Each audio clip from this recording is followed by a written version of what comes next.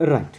So to everyone, welcome to LTX classes. Manam last class lo we discussed about the constitution నేర్చుకునేటప్పుడు the Indian polity లో first గా the historical background ఏం జరిగింది అనేది మనం last class లో discuss చేసుకున్నాము. మీరు ఆ వీడియో అనేది చూసారనుకుంటున్నాను. ఒకవేళ చూడకపోతే ముందు ఫస్ట్ ఆ టాపిక్ అనేది కంప్లీట్ చేస్తే మీకు కంటిన్యూయేషన్ అనేది ఇది తెలుస్తుంది. So this is regarding the making of the constitution అనేది చూస్తాము. సో కాన్స్టిట్యూషన్ని ఏ విధంగా తయారు చేశారనేది and yes so we have started the rapid revision program for Indian polity. So Indian పాలిటీలో ఉన్న ఇంపార్టెంట్ టాపిక్స్ అన్నీ కూడా మనం ఈ ర్యాపిడ్ రివిజన్ సిరీస్లో చాలా స్పీడ్గా కవర్ చేయడం అనేది జరుగుతుంది. సో వీలైనంత ఎర్లీగా మీకు టాపిక్స్ అన్నీ కూడా రివిజన్ చేయడానికి మీకు హెల్ప్ చేస్తుంది అనమాట. రైట్.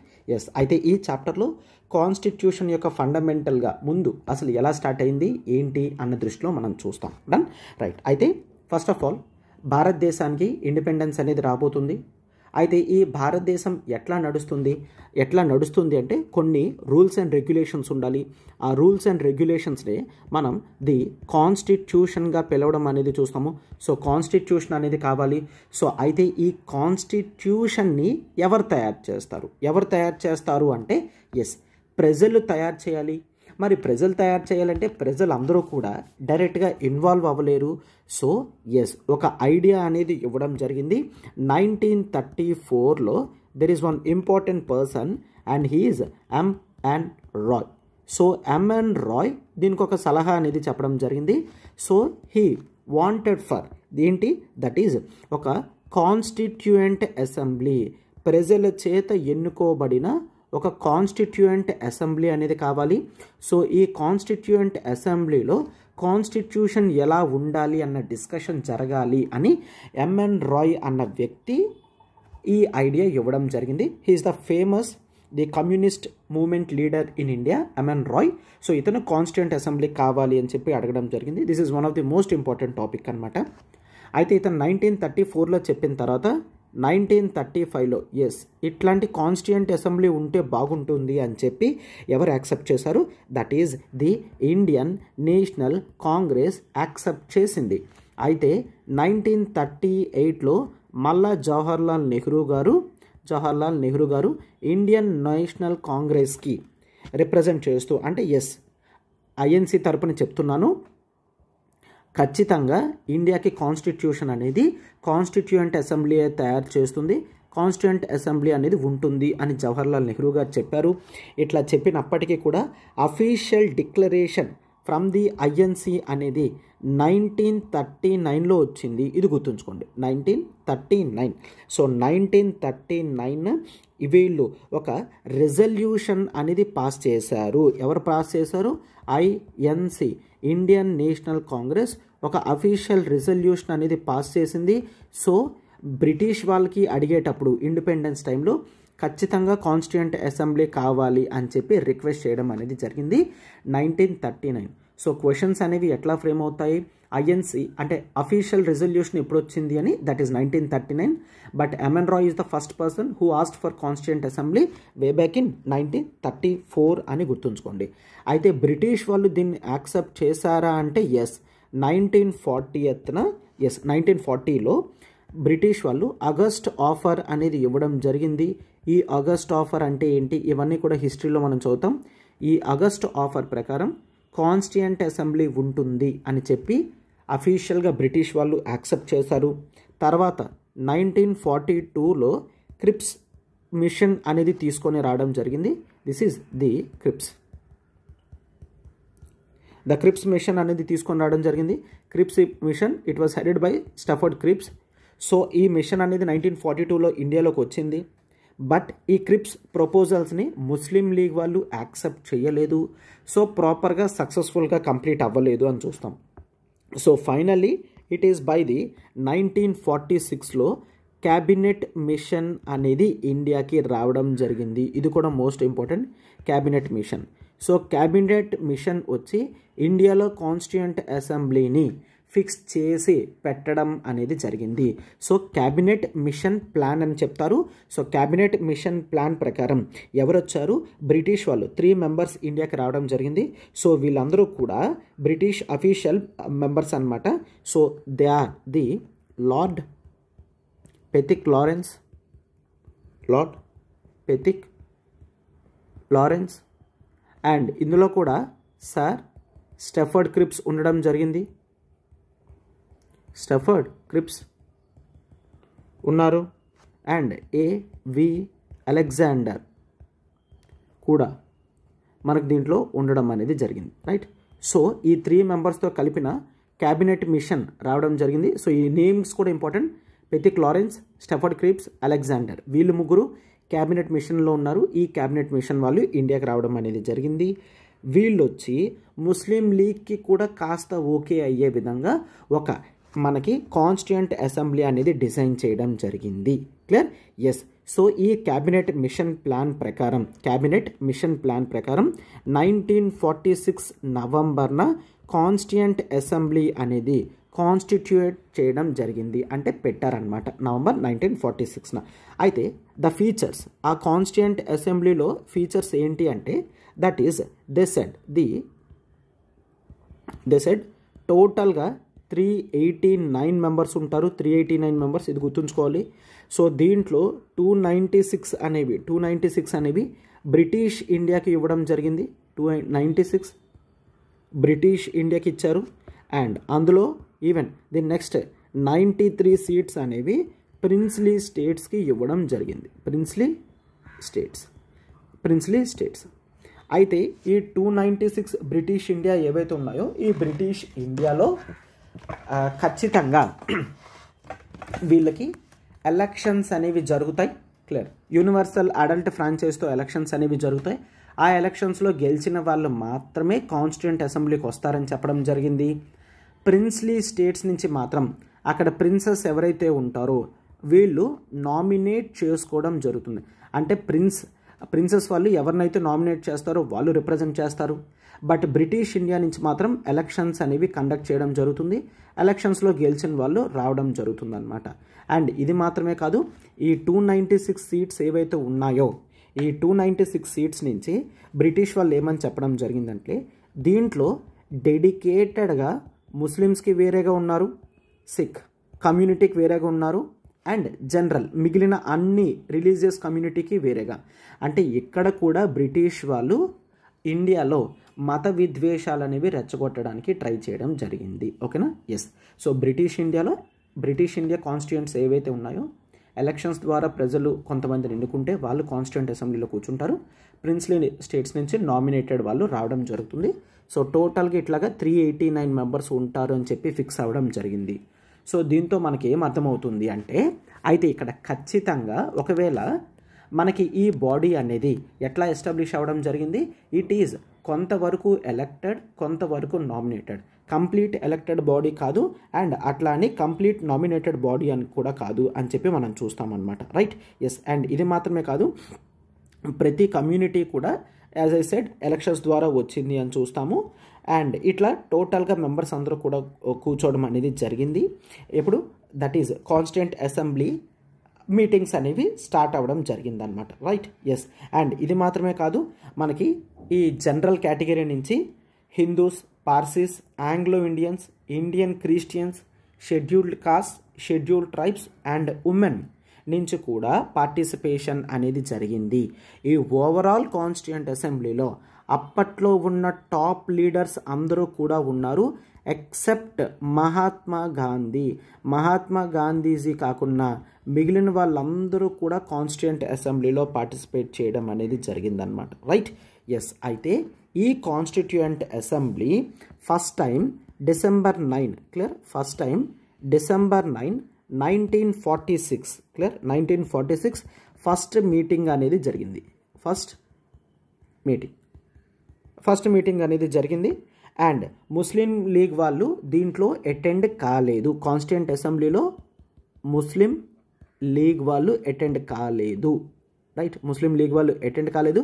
ఎందుకు ముస్లిం లీగ్ వాళ్ళు అటెండ్ కాలేదు అంటే వీళ్ళు అప్పటికే they are asking for the Pakistan అనే సెపరేట్ నేషన్ కావాలి అని చెప్పి ముస్లిం వాళ్ళు అడుగుతున్నారు.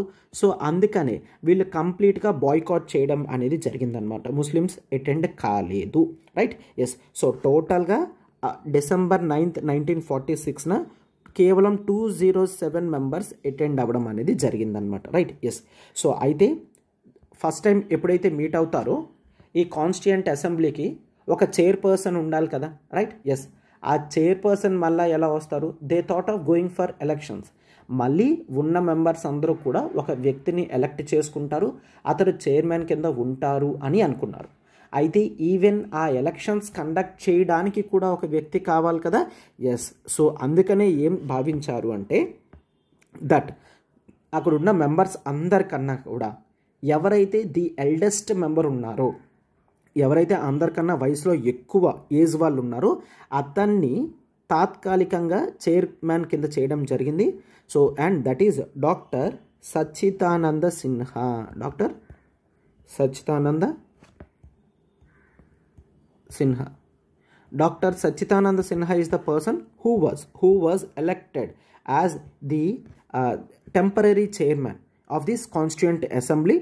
So ఎందుకు ఎల్డెస్ట్ మెంబర్ని చేశారు అంటే so that is the practice of ఫ్రాన్స్లో ఏ విధంగా చేస్తారు, ఎవరైతే ఎల్డెస్ట్ మెంబర్ ఉంటారో అతన్ని టెంపరీ చైర్మన్ కింద చేసి తర్వాత ఎలక్షన్స్ లాంటివి కండక్ట్ చేస్తారు.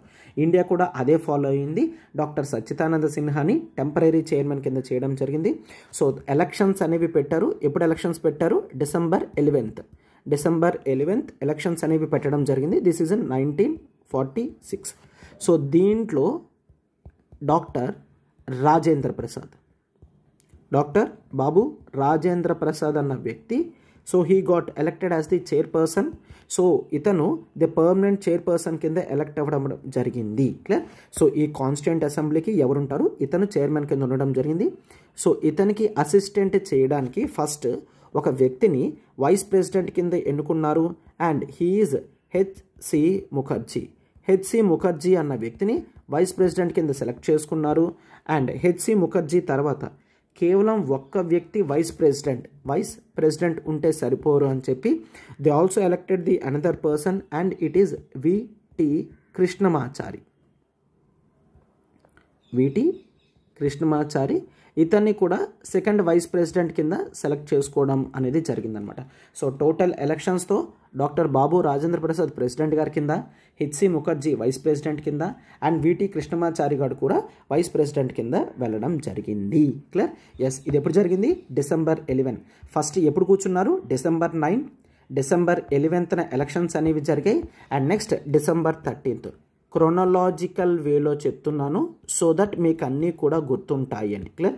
అండ్ ఇట్ ఈస్ December 13, 1946న మనకి జవహర్లాల్ నెహ్రూ గారు అసలు ఈ కాన్స్టిట్యూయెంట్ అసెంబ్లీ ఏ విధంగా వెళ్ళాలి అన్నదానికి ఒక ఆబ్జెక్టివ్ రెజల్యూషన్ అనేది పెట్టడం జరిగింది. అంటే what are the objectives that we need to work out on. అసలు దాన్ని మనం ఏ బేసిస్ మీద వర్కౌట్ చేయాలి, మన గోల్స్ ఏముండాలి అన్న దీని మీద డిస్కషన్ జరిగింది. జవహర్లాల్ నెహ్రూ గారు ఆబ్జెక్టివ్ రెజల్యూషన్ ఎవరిచ్చారు? జవహర్లాల్ నెహ్రూ గారు ఇష్యూ చేశారు. ఈ ఆబ్జెక్టివ్ రెజల్యూషన్లో ఏ విధంగా వెళ్ళాలి అని చెప్పడం జరిగింది. ఈ ఆబ్జెక్టివ్ రెజల్యూషన్ అనేది ఇదే మనకి అఫీషియల్గా యునానిమస్గా Jan 22, 1947న యునానిమస్గా హౌస్లో పాస్ అవ్వడం జరిగింది ఈ ఆబ్జెక్టివ్ రెజల్యూషన్. ఇది మనకి ఇండియాకి కాన్స్టిట్యూషన్ తయారయిన తర్వాత ఈ ఆబ్జెక్టివ్ రెజల్యూషనే ప్రియాంబుల్ కింద మనం తీసుకున్నాము. ఇదే ప్రియాంబుల్. కొంత మోడిఫికేషన్తో ఇది ప్రియాంబుల్ అయ్యిందనమాట, రైట్. ఆబ్జెక్టివ్ రెజల్యూషనే ప్రియాంబుల్ కింద అయ్యింది అని మనం చూస్తాం. అయితే Jan 22 తర్వాత మనకి మెయిన్ 1947లో కొన్ని ఇంపార్టెంట్ చేంజెస్ అనేవి జరిగాయి. ఒకటి, పాకిస్తాన్ సెపరేట్ అవ్వడం అనేది జరిగింది. ఇండియాకి కంప్లీట్ ఇండిపెండెన్స్ రావడం అనేది జరిగింది. ఇండియన్ ఇండిపెండెన్స్ యాక్ట్ 1947 అనేది పాస్ అయింది. అది పాస్ అయిన తర్వాత మరికొన్ని చేంజెస్ అనేవి కాన్స్టిట్యూయెంట్ అసెంబ్లీలో జరిగింది. ఏంటంటే ఇప్పుడు కాన్స్టిట్యూయెంట్ అసెంబ్లీ అనేది ఒక ఫుల్లీ సావరిన్ బాడీ కింద రావడం జరిగింది. ఫుల్లీ సావరిన్ బాడీ అంటే అర్థం ఏంటి? బయట కంట్రీస్ అంటే యూకే కానీ యూఎస్ఏ కానీ ఇంకెవ్వరూ కూడా అసలు ఈ కాన్స్టిట్యూయెంట్ అసెంబ్లీలో ఏ విధమైన రోల్ కూడా లేదు. అంటే కంప్లీట్గా ఇండియాకి ఇండిపెండెన్స్ వచ్చేసింది. ఒక సావరిన్, ఒక స్వతంత్రంగా ఉన్న బాడీ కింద కాన్స్టిట్యూయెంట్ అసెంబ్లీ అనేది ఉంది. And that we have seen Pakistan అనేది సెపరేట్ అయిపోయింది. సో ముస్లిం లీగ్ చాలామంది మెంబర్స్ అందరూ కూడా వెళ్ళిపోవడం అనేది జరిగింది, రైట్. సో ఇప్పుడు మన వాళ్ళు ఏమనుకున్నారు అంటే right, this is the right time now. మన కాన్స్టిట్యూయెంట్ అసెంబ్లీ అనేది కేవలం కాన్స్టిట్యూషన్ తయారు చేయడానికి మాత్రమే కాదు, ఈవెన్ జనరల్ యాక్ట్స్, ఒక ordinary laws for the country కూడా ఇప్పుడే తయారు చేయాలి అని భావించారు. ఉన్న మెంబర్స్ అందరూ కూడా ఆల్రెడీ ఎలక్టెడ్ మెంబర్సే కాబట్టి, క్లియర్, ఎలక్టెడ్ మెంబర్సే కాబట్టి మనం ఒక కాన్స్టిట్యూయెంట్ అసెంబ్లీ మాత్రమే కాకుండా ఒక పార్లమెంట్, ఒక జనరల్ అసెంబ్లీ లాంటి బాడీ కూడా క్రియేట్ చేసుకుందాం అని అనుకున్నారు. దానికి రిలేటెడ్లో ఎలక్షన్స్ అనేవి జరిగాయి. సో దాన్ని ఆ ఎలక్షన్స్లో గెలిచింది దట్ ఈస్ జీవి మావ్లాంకర్. అంటే అర్థం ఏంటి, ఒకవేళ అసెంబ్లీ కాన్స్టిట్యూయెంట్ అసెంబ్లీ కింద కూర్చున్నారు అంటే డాక్టర్ బాబు రాజేంద్ర ప్రసాద్ చైర్మన్ కింద ఉంటారు, ప్రెసిడెంట్ కింద ఉంటారు. ఒకవేళ ఆర్డినరీ లెజిస్లేషన్స్ గురించి కూర్చున్నది అంటే జీవి మావ్లాంకర్ గారు స్పీకర్ కింద కూర్చోవడం అనేది జరిగింది. So he acts as the first speaker for India. ఇండియాకి ఫస్ట్ స్పీకర్ ఎవరు, జీవి మావ్లాంకర్ అని మనం చూస్తామన్నమాట, right. Yes, and Muslim League areas అన్నీ కూడా వెళ్ళిపోయాయి. సో టోటల్ మెంబర్షిప్ అనేది స్టార్టింగ్ ఎన్ని చెప్పాను, 389 కదా, 389 నుంచి టోటల్ నెంబర్ 299కి పడిపోవడం అనేది జరిగిందనమాట, రైట్. ఎస్, సో ఇది మాత్రమే కాదు, ఇది మనకి మోస్ట్ ఇంపార్టెంట్గా జరిగింది. అండ్ కొన్ని అదర్ ఫంక్షన్స్ కూడా కాన్స్టిట్యూయెంట్ అసెంబ్లీ తయారు చేసింది. అఫ్కోర్స్ కాన్స్టిట్యూషన్ క్రియేట్ చేస్తున్నప్పటికీ కూడా కాన్స్టిట్యూయెంట్ అసెంబ్లీ ఒక జనరల్ అసెంబ్లీగా మీట్ అవ్వడం మాత్రమే కాకుండా మరికొన్ని ఫంక్షన్స్ కూడా పర్ఫామ్ చేసింది. ఒకటి ఏంటి అంటే ఇండియా యొక్క మెంబర్షిప్ అనేది కామన్వెల్త్లో ఉంటుంది అని చెప్పి మే 1949న రాటిఫై చేసింది. రాటిఫై అంటే యాక్సెప్ట్ చేయడం అనేది జరిగింది. అండ్ ఇది మాత్రమే కాదు, yes, it also adopted India యొక్క నేషనల్ ఫ్లాగ్ కూడా అడాప్ట్ చేసుకోవడం జరిగింది. ఈ డేట్స్ అన్నీ కూడా ఇంపార్టెంట్. నేషనల్ ఫ్లాగ్ అనేది that is the July 22nd, 1947, clear, July 22nd, 1947న నేషనల్ ఫ్లాగ్ అనేది అడాప్ట్ చేయడం అనేది జరిగింది.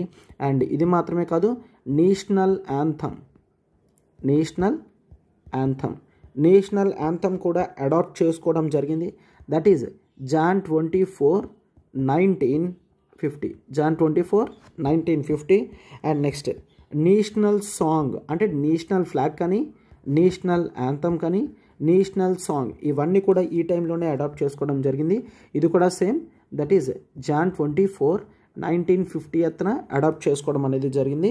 అండ్ ఇది మాత్రమే కాదు, ఇండియా యొక్క ఫస్ట్ ప్రెసిడెన్షియల్ ఎలక్షన్ కూడా ఇప్పుడే కండక్ట్ చేశారు. అండ్ డాక్టర్ రాజేంద్ర ప్రసాద్ గారిని ఇండియా యొక్క ఫస్ట్ ప్రెసిడెంట్ కింద ఎలక్ట్ చేసుకోవడం అనేది జరిగింది. ఇవన్నీ కూడా కాన్స్టిట్యూయెంట్ అసెంబ్లీ చేసింది. ఇది కూడా జాన్ 24, 1950న జరిగిందనమాట. కామన్వెల్త్ మే 1949, నేషనల్ ఫ్లాగ్ జూలై 22nd, 1947. మిగిలినవన్నీ కూడా దట్ ఈస్ నేషనల్ యాంథమ్ కానీ, నేషనల్ సాంగ్ కానీ, రాజేంద్ర ప్రసాద్ గారిని ప్రెసిడెంట్ కింద ఎలక్ట్ చేసుకోవడం కానీ, ఇవన్నీ కూడా జాన్ 24, 1950న మనం చూస్తామన్నమాట, రైట్. అయితే కాన్స్టిట్యూయెంట్ అసెంబ్లీ టోటల్గా 11 సెషన్స్లో కూర్చుంది అని చెప్తున్నారు. కాన్స్టిట్యూయెంట్ అసెంబ్లీ టోటల్గా 11 సెషన్స్లో కూర్చుంది. ఈ 11 సెషన్స్ కూడా దాదాపుగా ఇయర్స్ అనేవి చూసుకుంటే 2 years, 11 months, 18 days. Total sessions అనేవి 11 అయినప్పటికీ కూడా టోటల్గా 2 years, 11 months, 18 days కూర్చోవడం అనేది జరిగింది. అయితే కాన్స్టిట్యూషన్ ఎవరైతే తయారు చేశారో దాదాపుగా 60 దేశాలు తిరిగి ఒక డ్రాఫ్ట్ కాన్స్టిట్యూషన్ అనేది తయారు చేశారు. టోటల్గా ఎక్స్పెండిచర్ అనేది కాన్స్టిట్యూషన్ అయ్యేసరికి ఒక 64 lakhs దాకా అప్పట్లో ఖర్చు అయ్యింది అని చెప్పడం జరిగిందనమాట, right. Yes, so constituent assembly యొక్క ఫైనల్ సెషన్ అనేది జాన్ 24, 1950. సో అందుకనే ఆ డేట్లో చాలా ఎక్కువ అడాప్ట్ చేసుకోవడం అనేది జరిగింది. So this is the final session.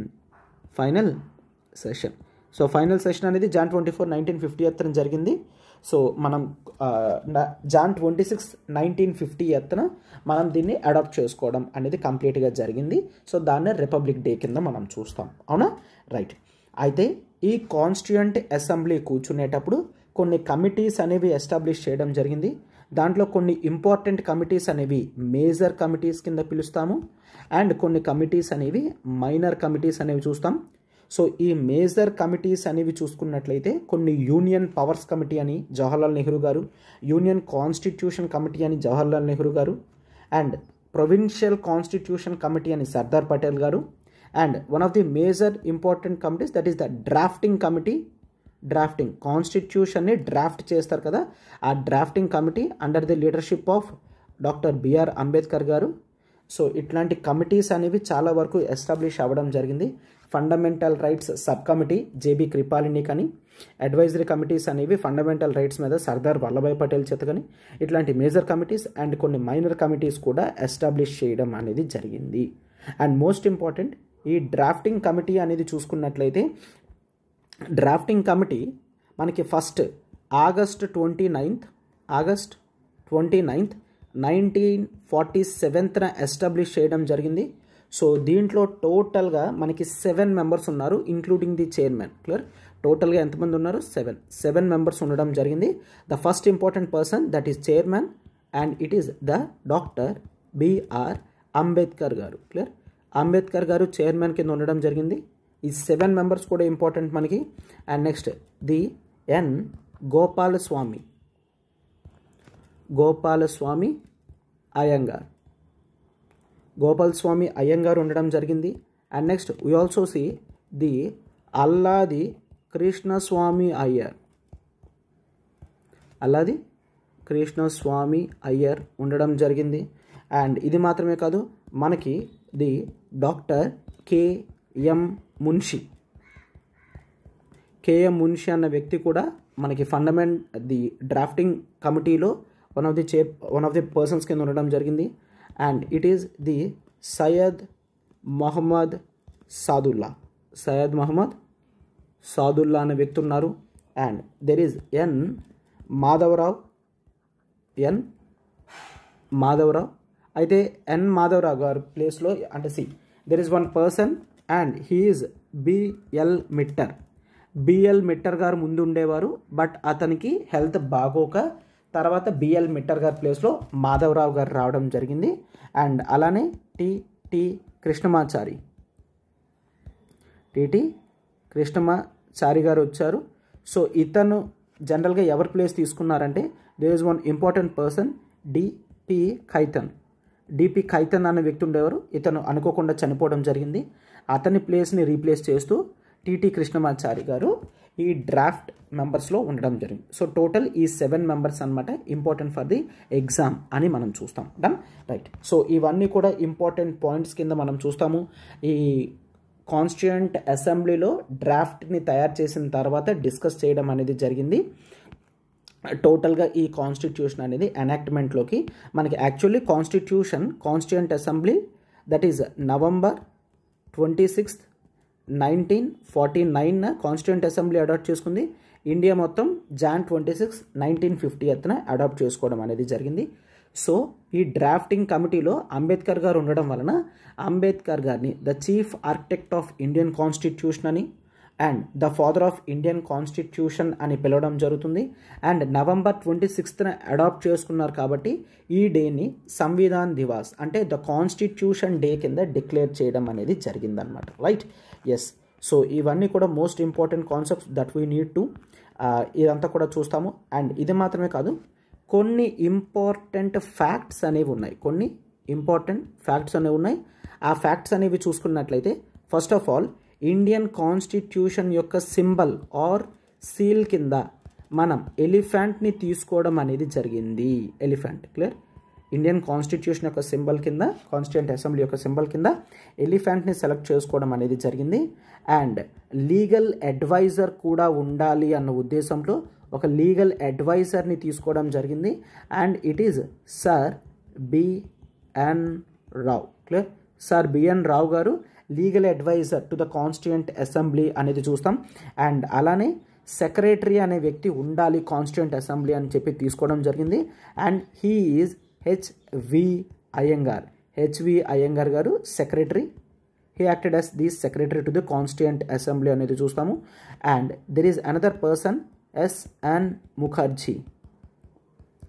SN Mukherjee. So ఇతన్ని the chief draftsman of the constitution కింద తీసుకోవడం జరుగుతుంది. ద చీఫ్ డ్రాఫ్ట్స్మ్యాన్ కింద ఎస్ఎన్ ముఖర్జీని గారు తీసుకోవడం జరుగుతుంది. అండ్ అయితే ఒరిజినల్ కాన్స్టిట్యూషన్ అనేది హ్యాండ్ రిటన్తో చేశారు. ఒరిజినల్ కాన్స్టిట్యూషన్ని హ్యాండ్ రిటన్ చేశారు. దాన్ని స్వహస్తాలతో రాశారు. దాన్ని మనం క్యాలిగ్రాఫర్ చూస్తాము. క్యాలిగ్రాఫర్ తన స్వహస్తాలతో రాశారు. And it is the Prem Behari Narayan Raizada. Prem Behari Narayan Raizada. So ఇతను తన స్వహస్తాలతో ఇండియన్ కాన్స్టిట్యూషన్ని రాయడం జరిగింది విత్ ద ఫ్లోయింగ్ ఇటాలిక్ స్టైల్లో ఇతను రాశారు. అయితే దీన్ని బ్యూటిఫై చేసింది ఇద్దరు వ్యక్తులు చేశారు from Shantiniketan. That is the Nand Lal Bose అన్న వ్యక్తి and the Beohar Ram Manohar Sinha. Nandalal Bose and the Beohar Ram Manohar Sinha వీళ్ళిద్దరూ ఫ్రమ్ శాంతినికేతన్. వీళ్ళిద్దరూ ది నారాయణ్ రైజాదా, ప్రేమ్ బిహారీ నారాయణ్ రైజాదా ఏవైతే హ్యాండ్స్తో రాశారో దాన్ని డెకరేట్ చేయడం అనేది జరిగింది. అట్లానే ఇది ఇంగ్లీష్ స్టైల్ కదా, హిందీది కూడా రాశారు. అండ్ హిందీది రాసింది మాత్రం ఇట్ ఈస్ ది వసంత్